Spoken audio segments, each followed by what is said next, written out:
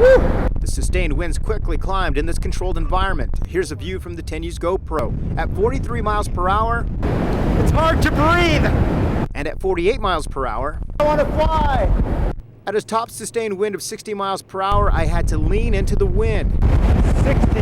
That was just 14 miles per hour shy of a hurricane category 1 force winds. You can see a counterclockwise rotation right there. That's a very small area of low pressure starting to pull some of the showers up to our north. As we go through the day tomorrow, we'll actually get another one developing just to the south, and that'll give us a better chance of getting a couple of showers and thunderstorms, mainly for the mountains and deserts. And not far from Lake Cuyamaca is Sill Hill. At 3:40 Wednesday morning at 3,500 feet, a wind gust of 97 miles per hour was clocked. In addition, some farmers will also use a cloth like this.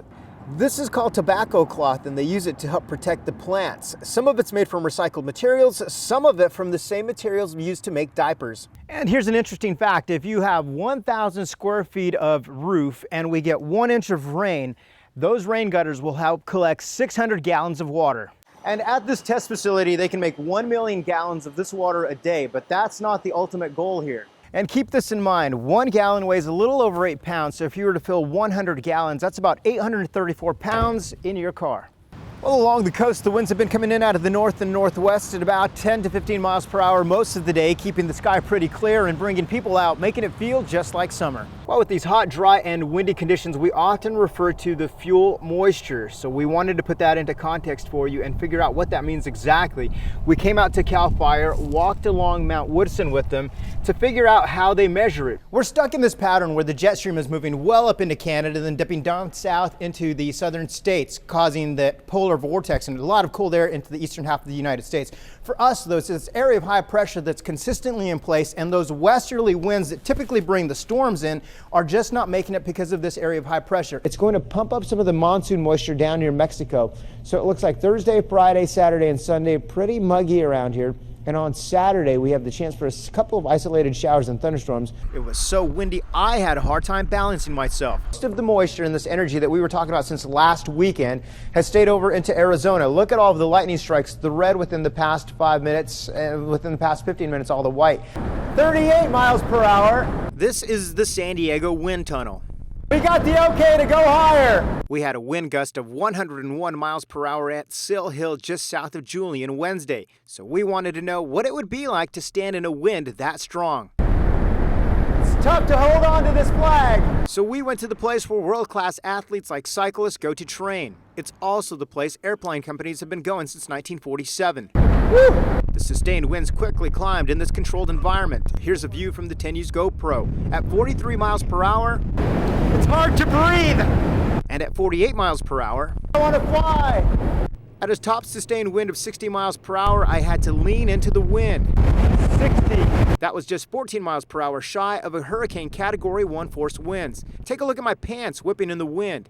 Now compare them to my khakis Wednesday when 10U's was out in the East County in 50 mile per hour winds. This was the first time a person stood alone in the wind tunnel with 60 mile per hour winds. And when we asked to match yesterday's 101 wind gust in Sill Hill, they said it was far too dangerous. We wanted to cut you off at 60. I know you wanted to go to 80 or 100, but we do want to make sure you return back home safely.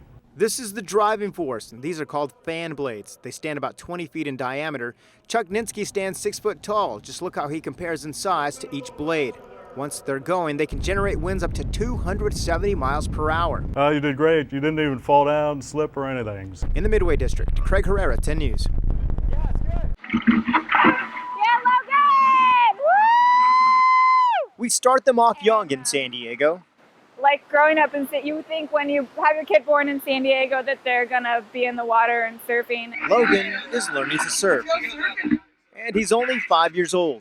These are the things that you wish for as a mom. Wish, because for so long, today wasn't a part of Samantha Vanchelski's reality. Her son, our new surfer, has SMA, or spinal muscular atrophy. It's hard to know that he's going to have a little bit more hardships in his life. Logan can't eat or walk, but don't tell him that. I love this kid. Look at this. He's out here surfing. And he's not alone. Ricochet is Logan's teacher and new best friend. He was really concerned that the sharks were going to come for him and Ricochet, so I think now he's going to feel a little more comfortable. And yes, he's hanging 10. It kind of re-solidifies the fact that you can still have a great life with a disability. While Logan is a novice, you could say Ricochet is a pro. Ricochet's the one who jumped on a surfboard with a boy who was quadriplegic 6 years ago. And she keeps coming back. That gives so much empowerment to that child that it's pretty indescribable. It's just kind of like a surreal because It's hard to find a way to say thank you. it's just really neat to know that you can have people like this that are coming out here and volunteering their time and helping him do something we didn't ever think he'd be able to do when we got a diagnosis. In La Jolla Shores, You want to go again? Craig Herrera, We're really happy. 10 News.